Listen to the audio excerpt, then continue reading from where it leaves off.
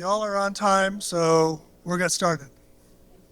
My name is Billy Garrett. I'm the Executive Director of the New Mexico History Museum, and I want to welcome you to the museum. I think we have an exciting program this evening. I want to thank Ann for being here. I also want to recognize Michael Edema, Ben Woodbury, and the other members of the steering committee for Friends of History. And also put in a plug for them if you are so inclined. They're always looking for people to join them. We're looking for volunteers and people who want to become docents at the museum. And if you are not yet a member of the Museum of New Mexico Foundation, I would encourage you to consider that as well. And that's the end of those advertisements. I do want to encourage you, if you have not done so, to come in the museum and take a look at our new exhibitions.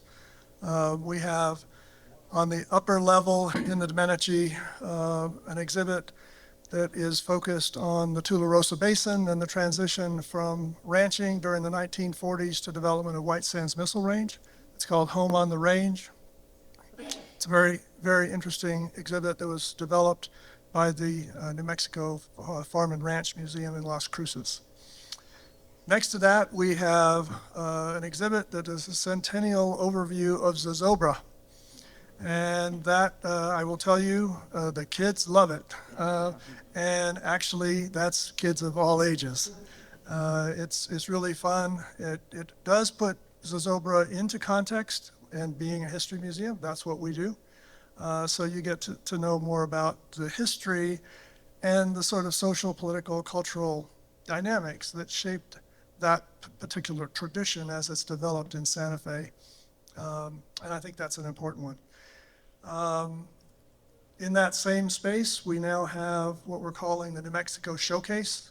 There are two large display cases that have things we've taken out of storage and brought up for you to take a look at if you haven't seen a chamber pot recently, or a commode, and then we've got skis and other kinds of things. But that's been fun for people just to see, because we know that there's more that we have downstairs than we can ever put in our exhibits. And so we're going to rotate those out on an annual basis.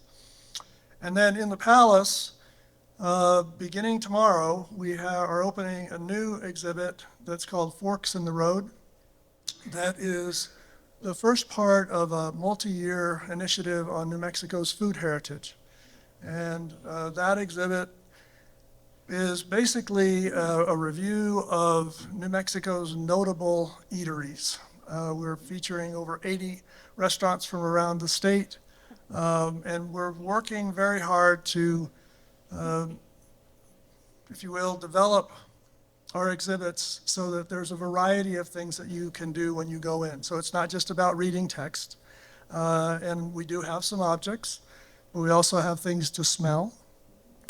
We also have a jukebox that has the kinds of sounds you might have heard in a restaurant. I think it's going to be a lot of fun for people, and it really underscores the importance of food and our culture and where we've come from and where we're going. So we think this is a really powerful idea, and we're going to really be exploring this in much more detail over the next couple of years. So those are just a few of the highlights of things that we've got going on here. If you haven't been in recently, you might come in and take a look. And again, I want to welcome you to the New Mexico History Museum, and thank you for coming. And with that, let me introduce Michael Edema, the chair of the Friends. So again, I'm Michael Edema. I chair the Friends of History Steering Committee. And thank you, Billy, for the plug. For volunteers, we're always interested in adding volunteers to our roster in lots of different jobs. But I'm here tonight not to introduce Ms. Hillerman, but to introduce the introducer. So very quickly, Tom Dalton Dillahay is a distinguished professor of archaeology and anthropology, emeritus from Vanderbilt University? Semi, yes, and still very, very active. We often miss him, in our steering committee meetings because he's jetting off to South America or some place to do to do research. So he's still extremely active and very well known in the field of anthropology.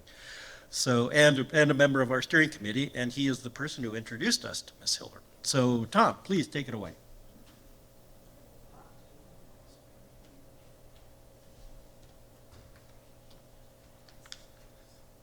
Thank you, Michael, Billy, and above all, thank you, Ann, for accepting this invitation. And good evening to everyone here. I'm the warm-up act, but I'll be presenting and not singing for the main act. As Michael said, I'm an anthropologist and archaeologist, so I put together some comments from my perspective of reading some of her books and some of her father's books before that. So keep in mind that I have a sort of a certain bias here, but I think it's some comments that would appeal to almost everybody. Ann Hillerman is the daughter of novelist Tony Hillerman. Her first books, can you hear me? Yeah. Her first books were primarily about travel, local New Mexico points of interest, and restaurants. In recent years, she has continued her father's series of Joe Leaphorn and Jim Chee novels following his death, adding Officer Bernadette, or Bernie, Manuelito, as a full participant in solving crimes. Ann has won many national awards for her books and is a New York Times best-selling author. On a local note, she has served as arts editor and editorial page editor, as well as writer for the Santa Fe New Mexican newspaper and the Albuquerque Journal. Ann has a gift for combining history and mystery. In the past 2 decades or so, she has treated readers to a series of novel-length fictions that focus on crime and mystery in the American Southwest. She skillfully uses the Southwestern setting to combine Native American lore with present-day social issues.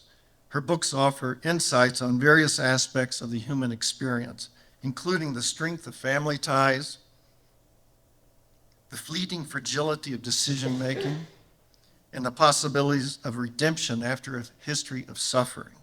Her knowledge of indigenous cultures, particularly of the Navajo people, are rich with a sense of natural and cultural forces ruling beyond the visible and the imagined.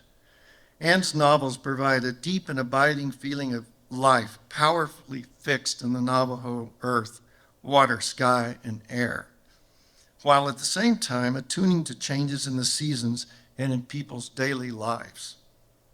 She provides connections between nature and culture that many of us likely know of, but Ann brings them vividly alive, often naturalizing humans and humanizing nature. For example, in one novel she writes, and I quote, "On the verge of spring, the ice of water begins to melt, so that upstream and downstream the river was groaning, crying out for release, for the chance to run free and see the sun again." Close the quote. You can sense in Ann's novels that she keeps stylization of the language to a minimum so that the history and mystery in her stories can break free of the page and linger in the mind, and echoes the indigenous knowledge of her characters, yet not overstretching it.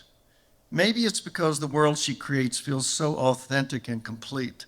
Her novels are set against a realistic landscape that she describes with the exact and care of an inspired geographer. Her writing can make you feel that you're living in that world, traveling in the same area, along streams, rivers, through forests, over hills, and in a native state of mind. Ann's books are well-researched and often steeped in the details of Navajo lifeways. She seems to leave little to her imagination when it comes to life, experiencing details of her characters, whether it be ceramic making or weaving techniques, communication, or the surroundings the protagonists find themselves in. The result of her attention to detail is a slow-paced narrative that seems to mimic the way of life of the local people. She often provides short discussions of Native American historical events, ceremonies, mythology, and other topics germane to the lives of the people. What seems to matter the most to her are the indigenous lore, descriptions of the Western terrain, the personal lives of Leaphorn, Chee, and Manuelito, and above all, her love for New Mexico. In presenting the nature of her characters, there were times when I felt that I was peeking through the curtains, spying on a conversation I should not have been privy to. Perhaps the real strength of Anne's books lies in the authentic atmosphere. To provide an example, in Cave of the Bones, she writes, and I quote, "Bernie lowered herself to her hands and knees and began to inch inside a cave, shining the light directly in front of her. And then she saw something, a bone, vanished to a deep yellow with the patina of age. Slowly she ran the light along the shaft of the bone, discovering another bone, and then a small grouping, like part of an assembly, a life-size skeleton puzzle. A cluster of small turquoise beads lay next to the bones, probably from jewelry buried with this poor soul." She continued, stopping when her light found fragments of broken pottery. Perhaps the looters had dropped the bowl, or one of the older ones might have broken it years before when they respectfully interred the body, close the quote. This is interesting to me as an archaeologist because this indicates a keen, very knowledgeable individual, Anne, who's out on the landscape and observing the difference between bones decaying under the sun, where they become bleached white because the collagen comes out and turn chalky. But when bones are in a cave, in a rock shelter, and the sun does not access them, they turn yellow because the collagen comes out and it has a creamy yellow color. What an incredible observation. You're an archaeologist aficionado. So, to welcome Anne, the title of her talk, History's Footprints, Weaving the Past into Modern Mysteries. Let's give her a big welcome.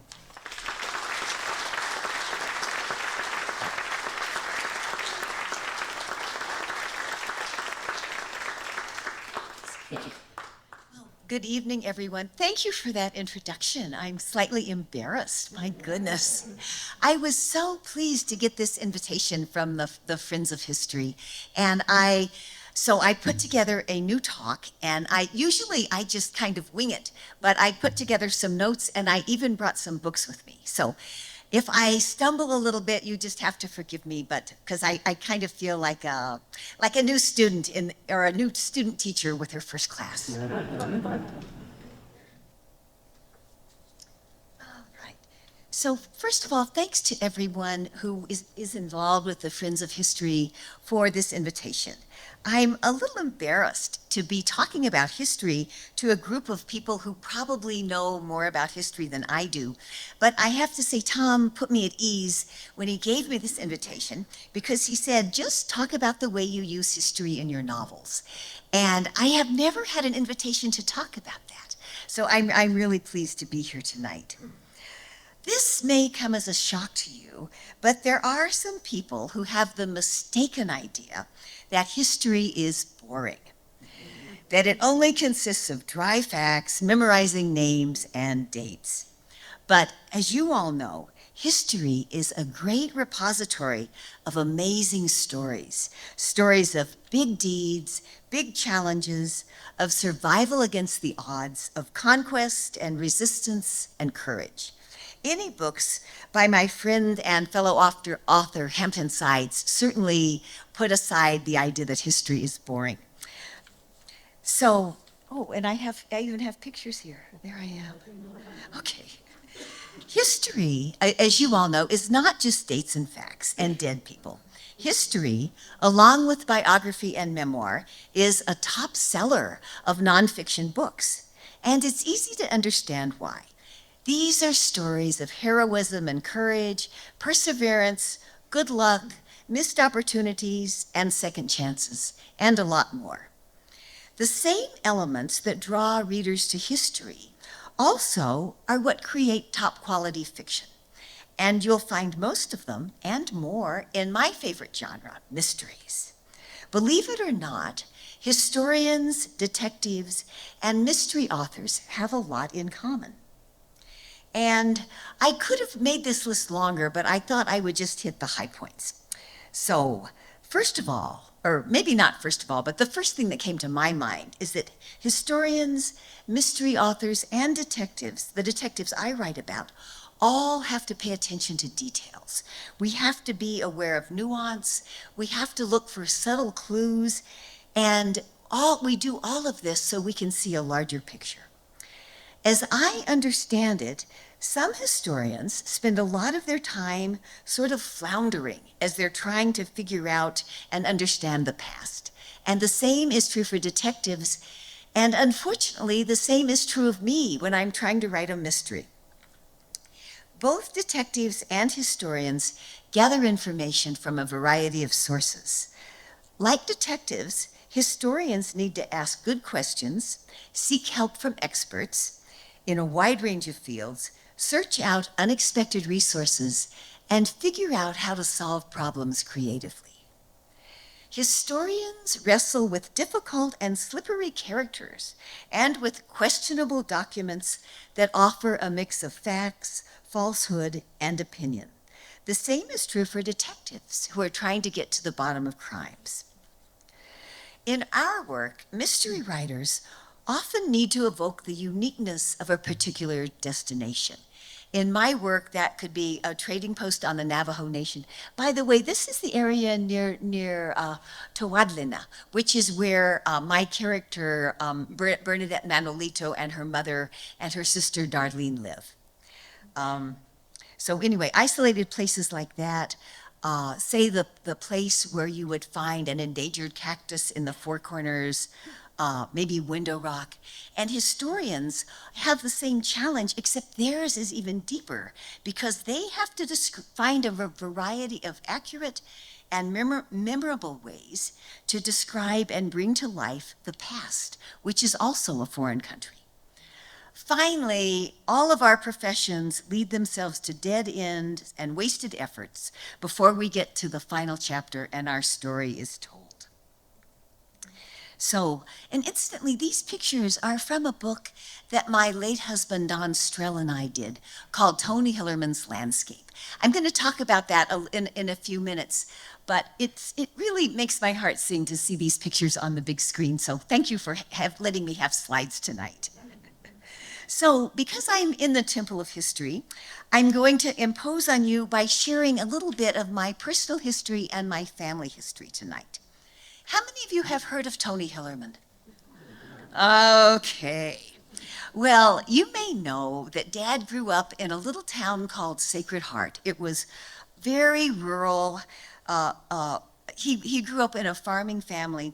His mom, Lucy Grove, was a nurse. His dad, August Hillerman, had started out as an itinerant teacher and then became a farmer and a merchant. His dad ran the general store there in Sacred Heart. So when my dad was 16, his dad had a heart attack and died instantly in their family home.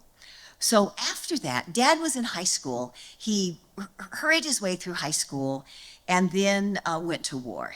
He served in the infantry. He went to France in World War II, and he came home with a bum leg, a blind eye, and the Purple Heart. So, and my dad is the guy who doesn't have the white belt. So that medal led to a big change in his life in more ways than one. The Army sent out a letter to the Daily Oklahoman, which was the closest paper to the town where my dad had lived, saying, local boy makes good, wins the Purple Heart. So a reporter at the Daily Oklahoman contacted my grandmother, and she said, I want to interview your son, but what can you tell me about him to kind of help me prepare for the interview? And my grandmother said, well, I could tell you all kinds of stuff, but instead of that, why don't I bring down the letters that Tony was writing me while he was in the service? So my grandmother did that. My dad goes in for the interview goes well, and afterwards the reporter says, so Tony, what are you going to do now? And he says, well, I'm lucky I've got the GI Bill, so I'm going to go back to college. And she said, oh, great, what are you going to study? And I'm kind of making this up from what I've read, but anyway, there's a pause. And then Dad says, well, I was majoring in engineering. And evidently the reporter could tell from the tone of his voice that he wasn't keen on engineering. So she says, you know, I read those letters you sent your mom, and I think you're a really good writer. Why don't you consider going into journalism? You won't make much money, but you'll meet a lot of interesting people, and you'll have a chance to write every day. And my dad loved that idea. So my dad enrolled at the University of Oklahoma, where he met my mother. My mother's maiden name was Marie Unsner. She was smart, beautiful. She was majoring in microbiology. She had a grant to go on and get a master's and a PhD. But when she met my dad, things changed. So my mom changed her major to education because she figured if they were going to be living on a reporter's salary, she needed to be able to always get a job. And being a teacher was a wonderful way to always get a job. So right after Mom graduated, my parents got married. And then my dad had a variety of jobs working in little papers in Texas and Oklahoma. He was the city editor in Lawton, Oklahoma when I was born. And then in the 1950s, everyone's life changed for the better, I would say. Dad had an offer to come to Santa Fe to be the bureau chief for United Press International. And he had been to New Mexico earlier, and if I have time, I can tell you that story, or ask me if I run out of time and when questions come up. But anyway, so our family came to Santa Fe in the 1950s. And were any of you here in the 1950s? So as you know, Santa Fe was a much, much different place then. So I went to kindergarten at the First Presbyterian Kindergarten. Then I went to St. Francis Cathedral School, and then I went to Loretto Academy, which is where the Inn at Loretto is now. Our family grew with the adoption of my two brothers and my two sisters, and things were going along pretty well. And then in the 1960s, my dad made a big career change, and our family moved to Albuquerque. Dad left the newsroom of the New Mexican. He was editor of the New Mexican at that time. He left the newsroom on Marcy Street for an office with a view of the duck pond at the University of New Mexico. He earned his master's degree, and then he taught journalism and creative writing. He switched from reporter and editor to instructor, professor, department head, mentor, and ultimately to novelist. And Albuquerque also, this is me and Dad. This, you can tell, like before and after. The second picture, I was so lucky. I had a wonderful business partner named Gene Schomburg, and Gene persuaded me that I should, after my dad left teaching, I should put him back to work doing workshops in Santa Fe. And so that was a picture from one of the aftermaths of one of our workshops. Anyway, I'm jumping ahead here. So in Albuquerque, we adopted my youngest brother. He's the little guy with the glasses on the very end. So Dad's master's thesis was a book, I don't know if you can, this book called The Great House Bank Robbery. The 50th anniversary of this book was last year. He dedicated this book to my mom, and I want to read you just a little of it because I think it gives you a sense of Dad's affection for New Mexico. When I think of the trajectory of his life, I often think of how lucky we were in terms of our family history, that he had a chance to come to New Mexico as his journalism career was progressing, instead of Omaha or Miami or Sacramento. Anyway, this is from my introduction to this book. Just as religious converts tend to be more passionate about their faith, Dad claimed New Mexico as home with a missionary fervor, despite the fact that his voice never lost its Oklahoma accent. The state's varied and expansive vistas stirred his imagination. Its people spoke to his heart and tickled his sense of humor.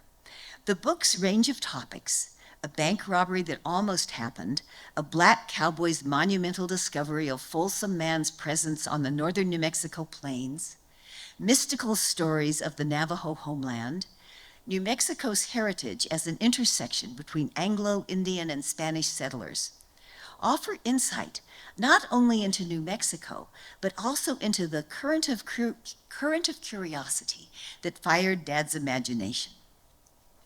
He set these stories in the historic villages of Taos, Tierra Maria, and Las Trampas, the vanilla-scented pine forests of Glorieta, the twisting streets of Santa Fe, and the dry, majestic landscape of Shiprock. Readers watch eagles glide against a winter sky halo.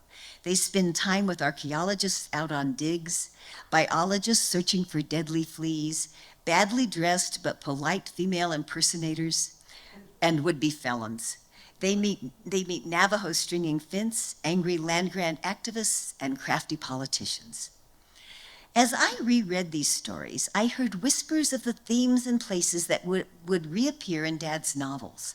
The wonderfully suspenseful murder at the Shalako ceremony in Dance Hall of the Dead, the mysterious volcanic landscape between Gallup and Shiprock in Coyote Waits, the fearsome discovery of modern-day bubonic plague in The First Eagle, the luscious descriptions of clouds piling on the peaks over northern New Mexico's prime fishing territory in Fly on the Wall. So it was really an honor for me to be asked to write that introduction. So that book was published, and then Dad's first mystery, The Blessing Way, was published. So meanwhile, my life is going on. I'm working, as Tom said, working as a reporter and editor at the New Mexican and then at the Albuquerque Journal, writing some nonfiction books. And all of that time, I rarely thought about writing a novel myself. So Dad's books moved from regional to national. They were on the bestseller list. He published 18 novels between 1970 and 2006. He was getting invitations to speak all over the country. So eventually he quit teaching and focused full-time on his writing. So if you're interested in learning more about my dad, another local author, James McGrath Morris, wrote a really good biography of Dad called Tony Hillerman, A Life. It was published by University of Oklahoma Press. So, and if you want to learn more about Dad, I also recommend my own book, Tony Hillerman's Landscape. That book it's a compilation of places that my dad used in his stories, with quotes where Joe Leaphorn has to pull off the road because the sunset is so wonderful he can't drive and look at it at the same time. And in writing that book, I was able to include some history about different places on the Navajo Nation, about trading posts, about boarding schools, and I learned a lot. And at the time, I wasn't thinking I would ever write a mystery, but just this immersion in the history of Dad's process really was a great help. Okay. So my dad and I never talked about my continuing the series, but we talked often and with enthusiasm about the craft of writing. And Dad always stressed that besides, having a plot, he also had to have something else going on. He said to me, honey, it's 300 pages. That's a lot of words. So after he died, the idea that besides having a plot, there had to be something else going on really had embedded itself in my mind. And I think that was one thing that made me think that history would be a good thing to include in these books. So in my first mystery, Spider Woman's Daughter, I decided that it would be fun to take readers to a place that Dad had used in his books, and that was one of my favorite of his books, The Thief of Time. So you were thinking it would be Thief of Time, but no, it's my book, Spider Woman's Daughter. So a lot of that book takes place at Chaco Canyon. So I made a lot of trips to Chaco Canyon. Have any of you ever been there? Yeah, I mean, it is just the perfect place because there's so many mysteries in that place. So but I thought it was great to set a mystery there. So as I was working on this book, I wanted to include ceramics because that was a big part of Chaco Canyon. And I learned that at Pueblo Bonito, Richard Weatherwell and George Pepper had extracted more than 100 cylindrical jars just from Pueblo Bonito. And later analysis showed that these jars had been used for chocolate So I love chocolate, and I thought, well, woohoo, I can put these jars in my book. So that was what I did. And the other thing that was kind of fun about Spider Woman's daughter, in his books, Dad had never taken Bernadette Manuelito to Santa Fe. And since she was my new character, and since I was new at writing mysteries, I thought it would be fun to have Bernie in Santa Fe. So I was able to write some descriptions of Santa Fe, which were fun and didn't strain my brain too much. So I'm going to read you just a touch from Spider Woman's daughter. And this, Bernie, as part of this, I got to create a new museum, which is really what Santa Fe needs, right? In Spider Woman's daughter. And so Bernie is there, and she's getting a tour. Okay. They continued down the hallway to another little room. The lights came on. Displayed against the wall was the most spectacular Navajo rug Bernie had ever seen. Hosteen Claw, Marjorie said, 1880. Bernie recognized elements from the sacred story of the emergence of the holy people into the glittering world, the earth modern Diné share with the rest of humanity. She saw the 4 sacred mountains, the sun, moon, and major stars. The weaver had created the hero twins, child born of water and monster slayer. Bernie sucked in a deep breath. This was the holy grail of the Navajo way of life from a time when many, including Claw, thought the Diné might disappear. Claw, a respected Atali, or what the Belagana call a medicine man, sought to preserve the Navajo way by recreating his intricate healing sand paintings into tapestries. The rugs created enormous controversy. It's the most beautiful thing I've ever seen, Bernie said. One of our treasures, Marjorie said. Come again anytime. Stay as long as you wish. So I loved letting Bernie see that rug. It really made my heart sing. So after Spider Woman's daughter, I was working with a group called Road Scholar, ROAD Scholar, and they do a lot of travel, kind of study travel things. A lot of the people who go on those tours are retired teachers, maybe retired historians, people who have a lot of curiosity, but maybe not a lot of money. But they organize the tours very well, so they invite experts to come and talk to people on the tours. So they built a tour around the Hillerman landscape book. We went to Spider Rock as part of our tour, and we also went to Monument Valley. And when I was at Monument Valley, I had a chance, we stayed at Goulding's Lodge. And at Goulding's, they have a little theater where they show like a documentary of the old movies that were made at Goulding's with Tom Ford and John Wayne and a lot of Navajo people who were extras who are wearing headdresses and pretending to be guys who would attack wagon trains. I mean, it was really interesting and a whole part of movie history I wasn't really familiar with. So I thought it would be kind of fun to use Monument Valley as a setting for one of my books.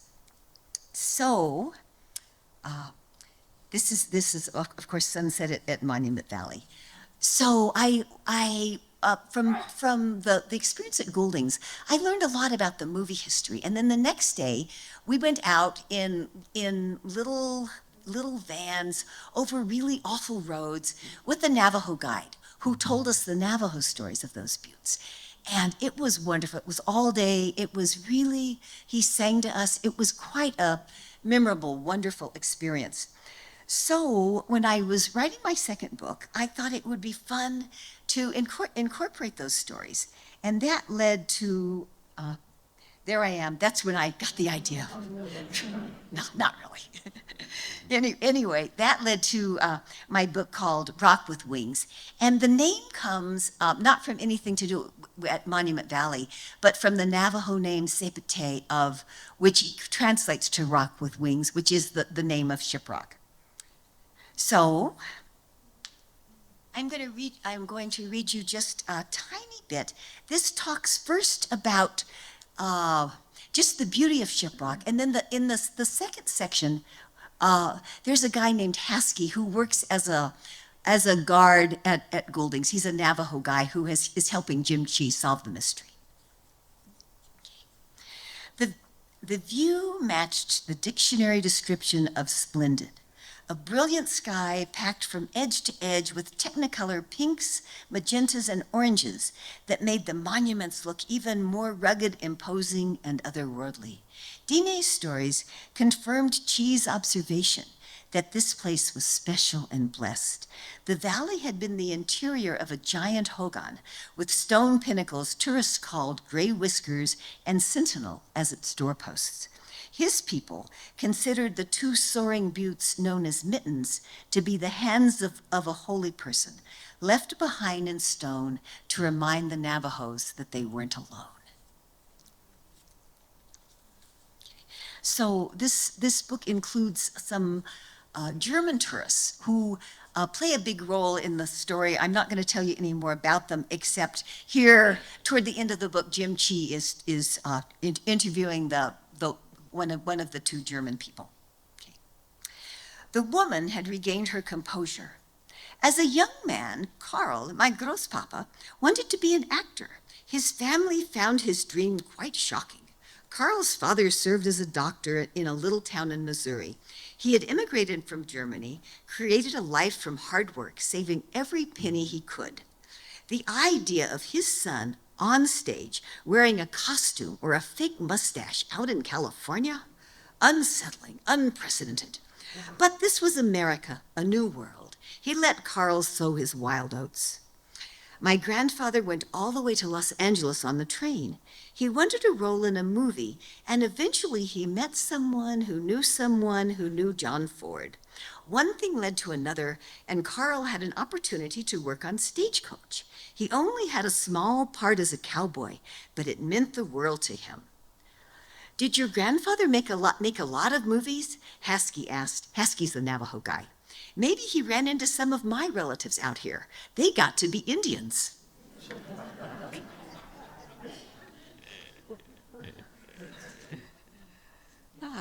And this is beautiful. This is beautiful shiprock, of course. My late husband took that. We were on there was a guy in Santa Fe who was offering aerial tours of Four Corners, and we went on that tour, and Don got that picture, and I got the record for being the person who was the most airsick of any passenger he'd ever had. So when I'm dealing with history in my books, it's always a challenge to figure out how much is just enough to give people information that will move the story along without, that'll make them curious to want to learn more, but won't stop Jim Chee and Joe Leaphorn and Bernadette Manuelito from going on to solve the crime. So the excessive research, as Tom so nicely pointed out, was especially true in Cave of Bones. I spent so much time learning about lava and learning about, that book is set in the Malpais. If you're on Interstate 40 going, say, from Gallup to Grants and then a little bit on towards Albuquerque, you go through this beautiful lava flow. And then there's the El Malpais National Monument. Anyway, I love that area. I loved hiking there. I loved learning about the homesteaders who were there and the miners and the poisonous plants and all of that stuff. So I could have, and it's, luckily for me, it's on the edge of the Navajo Nation. So it made sense for my detectives to be working there. So I did far too much research for Cave of Bones, and then came, here are the Malpais. And then I moved on to another area that just pushed my research button and stirred up my interest in history, and that was the Grand Canyon. And initially, I was just going to write a little bit about a controversy that had to do with a developer that wanted to build a resort on Navajo land on the edge of the Grand Canyon and then build a big tramway down to the base of the Grand Canyon. But as I was researching it, I learned a lot about early people in the Grand Canyon, about mining in the Grand Canyon, about just so many wonderful things that I was not able to put in Song of the Lion. But I'm hoping, people like this book and I like this book, so I'm hoping there was enough history in it that it made people curious to go out on their own and learn more. So, although history has played a role in a lot of my books, it's really center stage in The Taleteller. That book concerns another museum. This is the Navajo Nation Museum in Window Rock. And a valuable donation has arrived. The box has arrived, but something seems to be missing. And so the supposed gift would be a rare piece that was reflective of the time that the Navajo spent at Bosque Redondo when they were guarded by the soldiers at Fort Sumner. So if this sounds a little bit familiar, I have to say Dad used something a little bit similar to this in his last book, the Shapeshifter. But he wrote that book before the Bosque Redondo Memorial had been built or anything, so I had a lot more information to work with. So I learned a lot about the Navajo's forced eviction from their sacred homeland. I learned about their imprisonment with the mescaleros, the starvation, death, all of the sorrow that had to do with that time, and then their joyful return back to their homeland.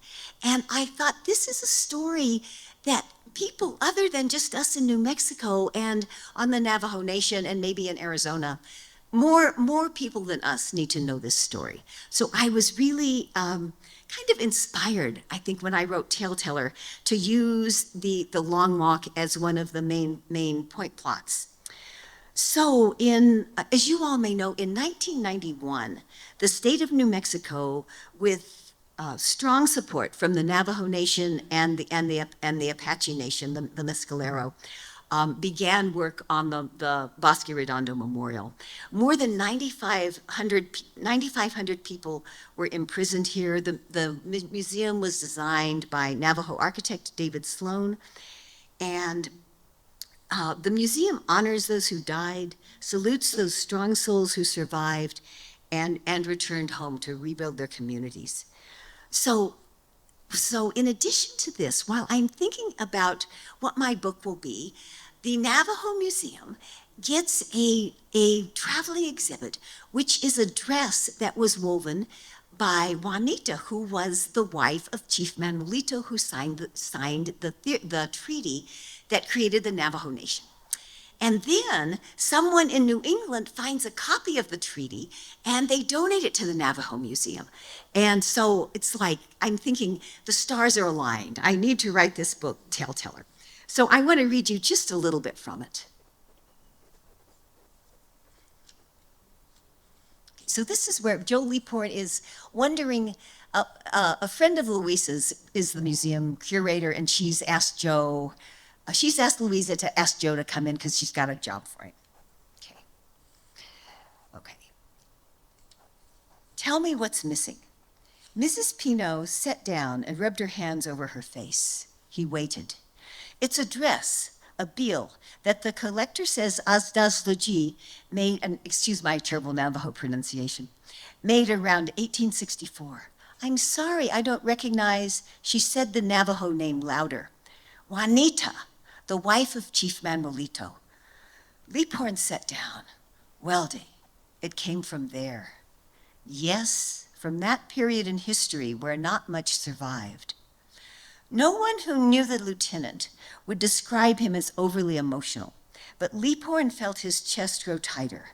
The warrior Manuelito, with Juanita at his side, was among those leaders who brought the people back to Dineta, their homeland, after the long walk of 1864 and years of suffering at the Bosque Redondo prison camp. Along with others, he signed the treaty that officially gave the Navajo people the right, in the eyes of the U.S. government, to live on a portion of the sacred land the holy people had assigned to them. Over the ensuing years, the size of the Navajo Nation had grown as tribal officials managed to gain titles to other lands that had always been theirs. Without Manuelito and the others' ability to make peace, the story might have ended differently, and Juanita stood by the leader's side. Mrs. Pinto interrupted his contemplation. If the gift is what the collector states, then it needs to be here. I don't mean just the museum. It needs to be in Navajo land.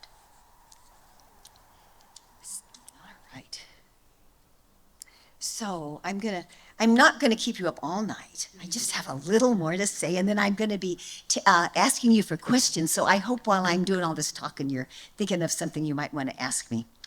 So another one of my books that dealt with history, where history is an important part of the story, is The Way of the Bear. This book talks about the importance of the Bears Ears area to Native people. There are like 5 different Native groups that are very much, where the Bears Ears area is very much part of their ancestral stories. And so in my book, I talk a little bit about the creation of Bears Ears National Monument, about some of the archaeology, about the unique fossil record, and about how the monument came to be. And my story unfolds in this part, mostly of Bears Ears, which is known as the Valley of the Gods. And I want to read you just a little snippet where Bernadette Manuelito is talking about why this area is important. Oh, and Bernie in this book, Bernie and Chee are kind of working on the same case. And Bernie has run into a jerky dude. Okay. Dinosaur. Bernie said the name again. So you're looking for dinosaurs?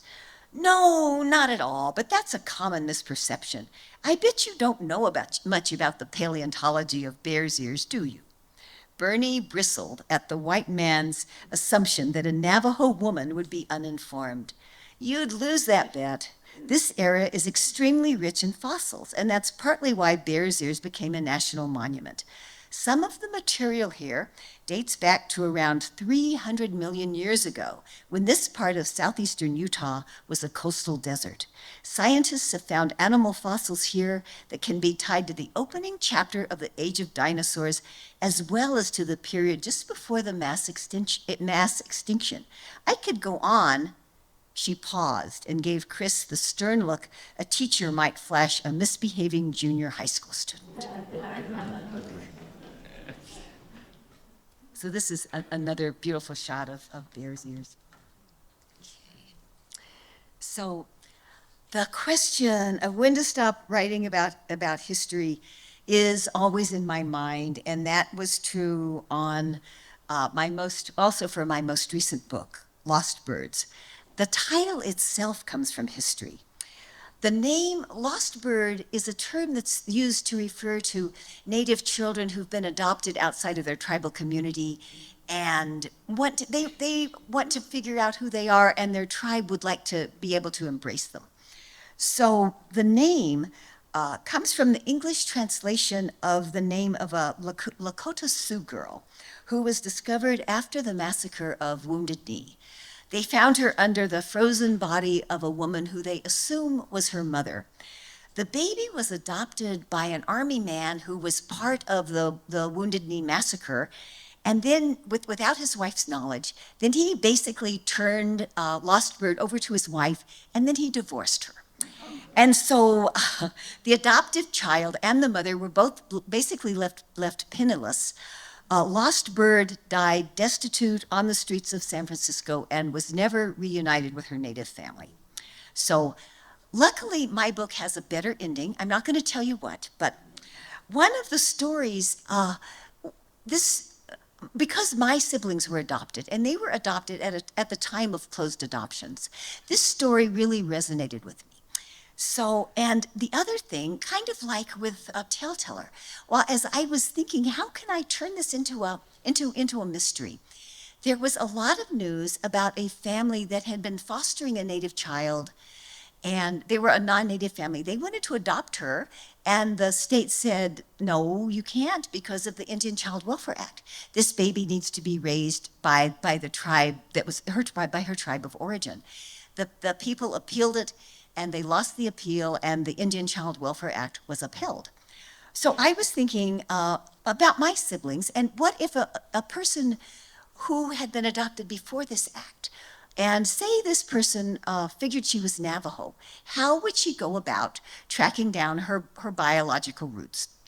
I thought, well, of course, she would hire Joe Leaphorn. So she does hire Joe Leaphorn, and this story unfolds around the Tonalea area, those elephant feet are on the cover of the book. And every time I drive down that road, I always see people stopping there, taking their pictures. So I thought I should use a photograph as a clue in this book. And the railroad tracks are there because Joe Leaphorn and his buddy, Captain Largo, get to have an adventure that involves a train. So I'm going to read you a little bit from Lost Birds in a minute, but before my voice leaves me, I wanted to talk just a bit about Dark Winds. Have any of you had a chance to see it either on Netflix or AMC? Great, great, great. Well, I have to say, I got to be the executive producer. You might have seen my name there on the credits, mainly because my dad was just a terrible businessman. And my dad, many, many, many years ago, signed a contract with Robert Redford, giving Redford the rights to everything Dad wrote until the end of time. But because I had continued the series, they figured that they needed to contact me. So I said, and it was not only Robert Redford doing this, but also George R.R. Martin. So I thought, well, these guys have a pretty good track record. So anyway, I was happy to sign the contract. And I have to say, as you all probably have noticed, the television series is not exactly like the books that Dad and I write. But I think it has its own charm and its own appeal. And it was kind of a surprise for me to see characters who lived in my head now, reenacted by, real actors, and to see Bernadette Manuelito, who in my mind was not born in the 1970s, not only fully grown, but a sergeant and Jim Chee's boss, but I was all for that. Anyway, the third season of Dark Winds is now in post-production, and I think it's going to be out probably in the end of April, maybe, or maybe even in March. And if you're curious, it's based on Dance Hall of the Dead, or I should say inspired by, because they write their own scripts, but inspired by Dance Hall of the Dead and Sinister Pig. So it's going to be an interesting mashup to see what they do with those stories. So I wanted to read you just a tiny bit from the end of Lost Birds. If you haven't read Lost Birds, I took out anything that would give away the ending, so have no fear. So usually in my books, there are always a few loose ends that I haven't wrapped up. So I get Bernie and Chee and Leaphorn and maybe Louisa together, and they talk things over, and that gives me a good reason to kind of squeeze in those little things I forgot to put in earlier. So in this scene, they're sitting on the deck at Jim and Bernie's house. Bernie and Chee had both noticed that Leaphorn seemed somehow changed, more thoughtful perhaps. They asked him about it. That experience, well, it gave me a lot to think about. When Largo and I were out there acting like two patrol cops, Largo said, "We're too old for this stuff, Joe. It could kill us." Leaphorn straightened in his chair. "I think he's right." "What?" Bernie couldn't hide her surprise. "I don't think of you as old." "Mature, maybe," she said, "and grumpy sometimes, but we're all used to that. We need you around here." Leaphorn watched the river for a moment longer, noticing the emerging green along the banks, prompted by the warmer days of late April and the moisture winter had left. "I'm not planning on checking out anytime soon, but I know the road I've been on is longer than what lies ahead for me. If I'm going to make a change, there's no time to waste. The detective work that Cecil Bowlegs needed was hard on me, physically and mentally. I'm ready to do something different. Take some time off and spend it with Louisa."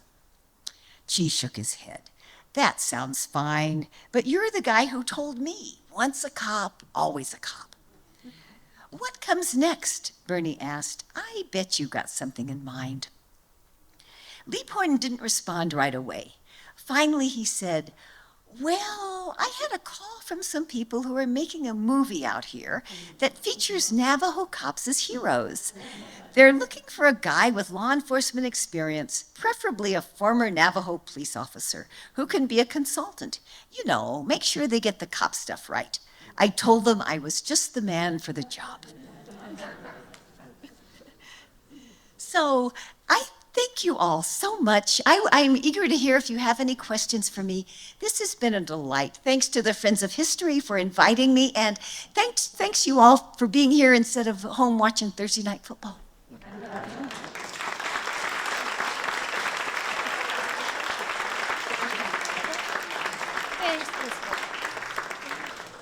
So if we could bring the lights up, to take some questions. But wasn't that a marvelous talk?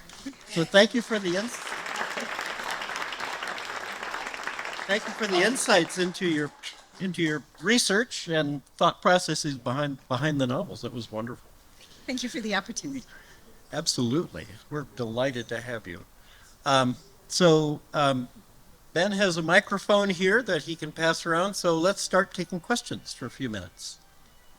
Oh, while you're thinking of questions, I forgot, this is, of course, the cover. It doesn't have my name on it, but it has the important names. And the woman is a Canadian native. Her name is Jessica Matten. And unlike my Bernie, she's as tall as me and looks like she does not have any extra pounds. Looks like she would probably never have 8 Cokes a day, which my poor Bernie sometimes has done. And the guy next to her is Kiowa Gordon, who is also a native, and he plays the Chee role. In this scene, he's a Navajo cop. They start out with him working for the FBI, which probably had my dad turning over in his grave. But then he kind of comes around, and I'm really curious to see what they're going to do with him in season 3. So thank you. I've had the pleasure both of watching and working on all 3 seasons of Dark Winds, and just delightful. But I wondered, how do you work with Native peoples in order to help ensure authenticity? Well, first of all, in talking about Dark Winds, in Dark Winds, they got a little bit of blowback after the first season. So they hired a Navajo language coach, and they hired a guy named Jim, a Navajo guy to help them with cultural stuff. And I mean, Navajo is a very difficult language. So I admired them for even trying to include it. And I think that the actors did their best, and I think they did make some progress in having the Navajo sound a little more like real Navajo. For my books, if I'm dealing with something that I think might be culturally sensitive or something that I just don't know enough about, I have a bunch of Navajo friends, consultants who will answer questions for me. I also do a lot of reading and just kind of a lot of observing how things go. And, I'm sure I don't get everything right, but I try to remind myself I'm not writing sociology, I'm not writing anthropology, I'm writing mysteries. And so it's really okay if it's just a hint of the story rather than 85 pages on something. So did that answer it? Yes, thank you. And I did. Yeah, Jennifer's the Navajo consultant. Delightful to work with. Her husband is the one that was the Navajo cultural. He'd been a director for a museum down where. Anyway, Oh, right. yeah, Oh. both fabulous. Yeah, Thank you. Oh, for my audiobooks, they're also, because I do use Navajo words in my novels, some readers were having trouble with that, so they hired a Navajo language consultant to help them with those words. So, and I'm sure still once in a while they get stuff wrong, and I do hear from people that they also get the Spanish wrong. And, all I can say is, these are like voice actors from elsewhere, and they don't ask me, how do you say chamisa or arroyo or chimayo? So, nothing is perfect. Other questions? Yes. Could you speak a little more about your thinking of moving Bernie into a more prominent position in your books, or was that a device of the movies only? Oh, no, that was so like I said earlier, I really had never thought about keeping these characters alive, and my dad and I had never talked about it. But luckily for me, those writing workshops that I was doing, we would bring in a lot of writers from New Mexico and Arizona, And one of them was a woman named Margaret Cole, who lives in Colorado and writes about the Arapaho. And another was a woman named Sandy Alt, who had lived in Taos. And both of them said to me, you know, your dad is not going to live forever, and this series is really wonderful. Why don't you talk to him? You know, maybe you two could do a book together.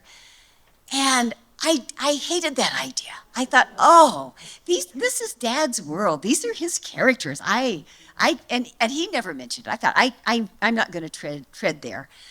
But after he died, my late husband and I did a lot of talking in connection with the Hillerman landscape book. And so many people asked me, will there be another Jim Chee, Joe Leaphorn book? Did your dad have something at the publisher? And my dad died of ALS, so he really had used it up before he left. So I would have to say no. And then, and all that time, I'm missing my dad. The book came out about a year after Dad died. And then I'm thinking, darn it, I'm going to miss Jim Chee and Joe Leaphorn. And then I thought, what about Bernie Manuelito? I really always loved that character. And I thought, the series needs to, if I'm going to write these stories, I can't be Tony Hillerman. So I have to think of some way to be different, and also some way to make the stories the same but different. And so I thought I could make Bernie, instead of having Bernie be the sweet wife who brings the coffee, I could have Bernie be a kick-ass cop. And so in Spider-Woman's Daughter, something very bad happens to Joe Leaphorn, and Bernie gets to be the one to solve the crime and even to rescue Jim Chee. So, and I didn't know if any, thank you. Honestly, I didn't know. I mean, so many fans love my dad's books. I thought, this is a pretty big change. You know, are people going to say, who is this? And not only throw it away, but tell all their friends not to buy it. But actually, Spider-Woman's Daughter made it on the New York Times bestseller list. And I think a lot of that, I'd like to say it's because it was such a good book, but I think a lot of it was curiosity. You know, people saw the Hillerman name and they thought, well, 1995, I'll take a chance. So anyway, that's kind of a long answer to your question, but that's how Bernie came to be. Other questions? In addition to, having access to all of your dad's body of work, did he leave behind source material or notes or journals that you had access to? And if he did you use those? No, he didn't. He did. He left behind a giant stack of manuscripts that other writers had asked him if he would please read and write them an endorsement for. And he left behind giant boxes of, say, Thief of Time translated into Italian. And I mean, just all kinds of bizarre things. But no, nothing like that would have, and he left behind a whole file. It was called First Chapters. And incidentally, all of Dad's stuff is down at UNM in the Southwest Study Center. And if any of you want to see it or even want to access it online, a lot of it is available. Anyway, this folder was called First Chapters, and they were like either chapters of books that never got written, or say the chapter of First Eagle, the first chapter, and then First Eagle became a different kind of book and that chapter didn't fit. But Dad liked that chapter, so he just put it in a folder. So anyway, it was an interesting experience, but no, there was nothing, how to write a mystery, point 1, point 15. That would have really been helpful. I love the titles to all of your books. I think they're amazing. And I just wonder, how is that difficult, or does it just come to you in a dream, or how do you come across those titles? It's agonizing. That's I think the hardest thing for me. In fact, Rock with Wings, I love that title. And I had written that book, and at this point, my poor mom was in the hospital with something really awful. And I went to see her, and we're having a talk, and she looks at me and she says, "What is bothering you?" I said, "Oh, nothing, Mom." "Oh, come on, what's bothering you?" I said, "Well, I've got this book. I don't know what the title is."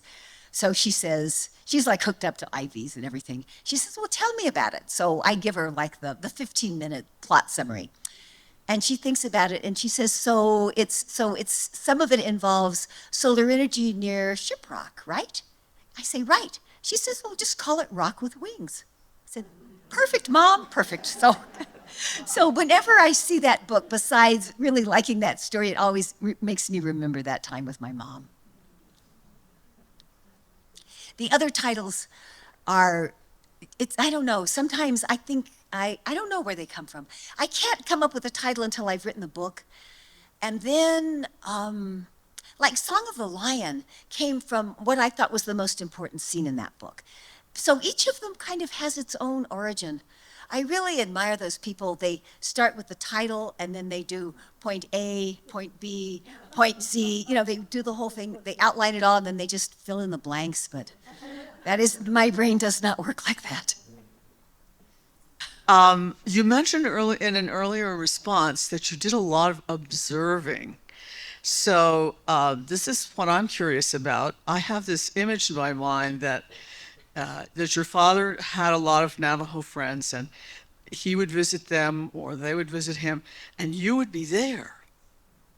So that there was a lot of observing that started very early. But this could be not true. It could be true that his life was very separate from yours, that your friends are not the same, are not the children of his friends. I'm very interested in this observing stage. Oh, that's a very good question.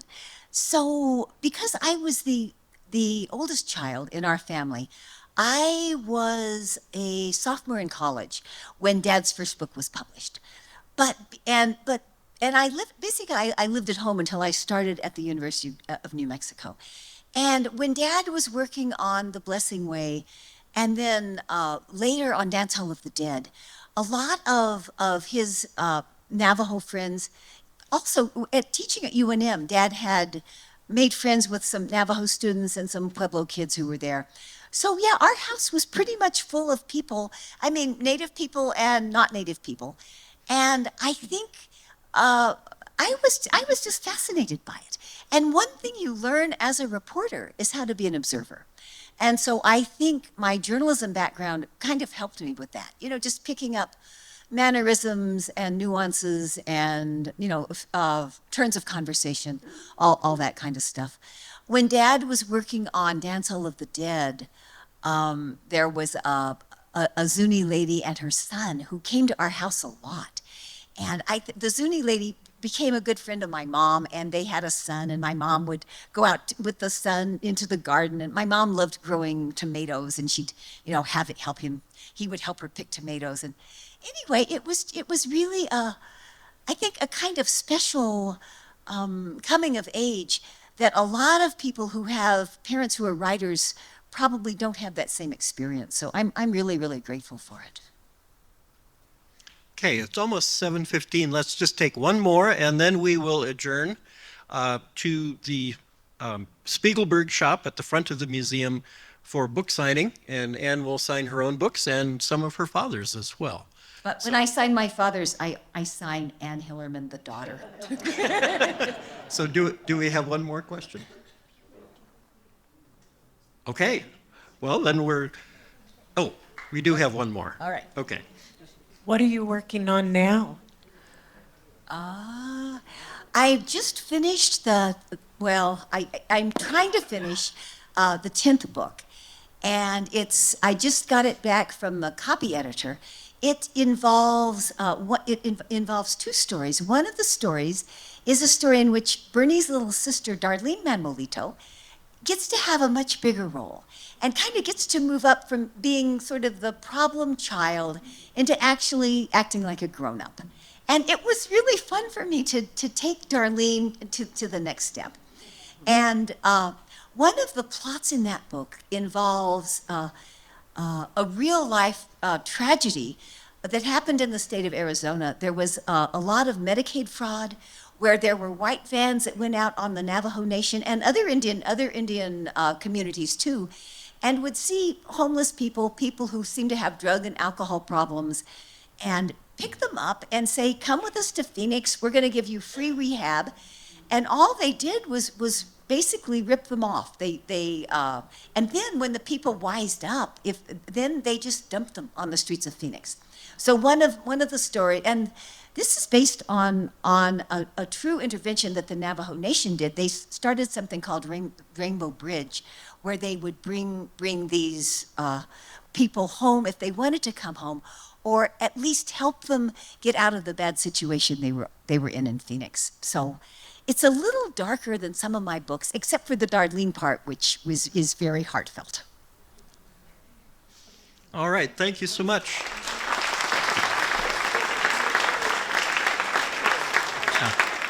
Thank you, Anne. It's been a delight to have you this evening. And thank you all for coming.